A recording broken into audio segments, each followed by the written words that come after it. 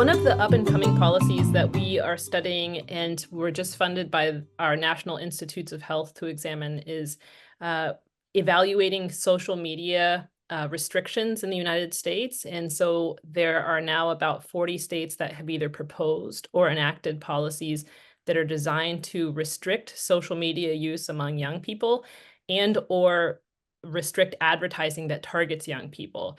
And there is support across the political spectrum for these kinds of social media policies in many areas because a lot of parents, no matter sort of their political background, are concerned about some of the mental health effects of social media. And so some of these policies offer a really novel opportunity to understand how this might contribute to the equation of getting junk food ads away from kids. And so I think that's where these policies are rolling out now.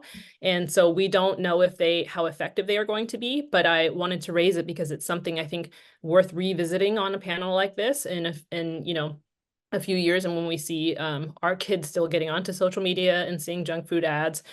And the reason that that's concerning is because we know that when kids see junk food ads, they're more likely to consume more calories compared to when kids see non-food ads. And so many experimental studies have demonstrated that in lab settings. And so if we can pull those junk food ads out of social media, it's not a magic bullet, but it will reduce what they're seeing overall. One of the things about social media that people don't understand is that these companies invested billions of dollars in creating databases. They have on each child more data than you can imagine. They know often what their parents do and buy, what the kids look at across all different social media. And they learn about their preferences and they feed it.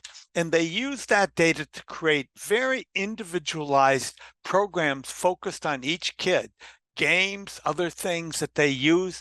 And this is becoming one of the most powerful elements today for modern global food companies. And it uses our privacy. It invades the privacy of the family completely. And only in Europe right now, in Western Europe, the EU is working to control this and control the amount of data that can be held by these companies and so forth. But across the rest of the world, it's being ignored. And until we get legislation on it, really on what they control in data, on privacy laws and so forth, it's going to be very difficult to stop them. And we've created laws.